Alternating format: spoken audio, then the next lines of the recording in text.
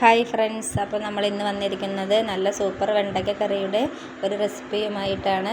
അപ്പോൾ നമ്മുടെ വീട്ടിലുണ്ടായ നല്ല നാടൻ വെണ്ടയ്ക്കയാണ്. അപ്പോൾ ഇത് ഉണ്ടാക്കാനായിട്ട് ഞാൻ കുറച്ച് വെണ്ടയ്ക്ക എടുത്തിട്ടുണ്ട്. വെണ്ടയ്ക്ക നമുക്ക് നന്നായി കഴുകി ചെറുതായി അരിഞ്ഞെടുക്കാം. അരിഞ്ഞെടുത്ത വെണ്ടയ്ക്കയും വറ്റൽമുളകും ചേർത്ത് നന്നായി അരിഞ്ഞെടുത്ത വെണ്ടയ്ക്കയും വറ്റൽമുളകും ചേർത്ത് നന്നായി വഴറ്റി നമുക്ക് മാറ്റി വയ്ക്കാം.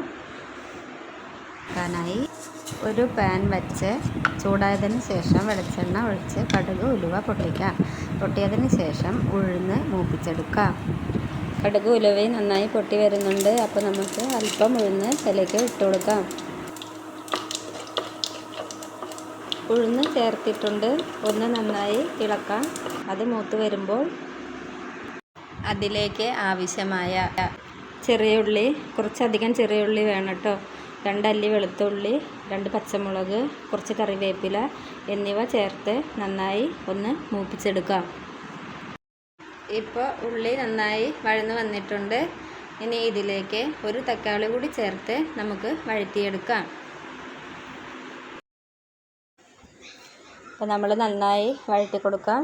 അങ്ങനെ തക്കാളിയും ചെറിയുള്ളിയും പച്ചമുളകും എല്ലാം നന്നായി വഴറ്റി ഇതിലേക്ക് നമുക്ക് ആവശ്യമായ 1 ടേബിൾ സ്പൂൺ മുളക് പൊടി, കുറച്ചധികം സാമ്പാർ പൊടി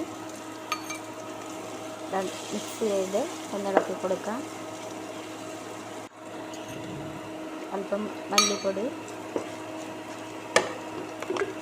അല്പം ഉപ്പ് കൂടി, ആവശ്യമായ ഉപ്പ് കൂടി ചേർത്ത് നന്നായി ഒന്നിളക്കിയെടുക്കാം. ഇതിനുശേഷം നമ്മൾ നേരത്തെ വറുത്ത് മാറ്റി വെച്ചിരിക്കുന്ന വെണ്ടയ്ക്ക വറ്റൽമുളക് അതിലേക്ക് ചേർത്ത് ഒന്നുകൂടി ഇളക്കാം. നന്നായി ഇളക്കിയതിന് ശേഷം നേരത്തെ പിഴിഞ്ഞ് വെച്ചിരിക്കുന്ന കാളൻ പുളി കൂടി ഇതിലേക്ക് നമുക്ക് ഒഴിച്ച് കൊടുക്കാം.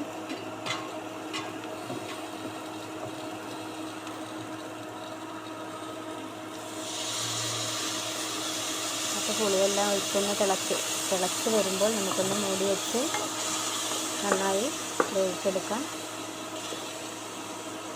ഇത് നമുക്കൊന്ന് അടച്ച് വെച്ച് വേവിച്ചെടുക്കാം. അപ്പോൾ നന്നായി തിളച്ച് വന്നിട്ടുണ്ട്. നല്ല സൂപ്പർ കറിയാണ് കേട്ടോ, എല്ലാവരും ട്രൈ ചെയ്ത്. അപ്പോൾ നമ്മുടെ വെണ്ടയ്ക്ക കറി റെഡിയായി വന്നിട്ടുണ്ട്. ഇതൊരു ഡിഷിലേക്ക് പകർത്താം. ചോറിൻ്റെ കൂടെയൊക്കെ കഴിക്കാൻ നല്ല കറിയാണ്. എല്ലാവരും ട്രൈ ചെയ്ത് നോക്കണം. ഇഷ്ടമായാൽ സബ്സ്ക്രൈബ് ചെയ്യണം, ലൈക്ക് ചെയ്യണം, സപ്പോർട്ട് ചെയ്യണം. Okay, by.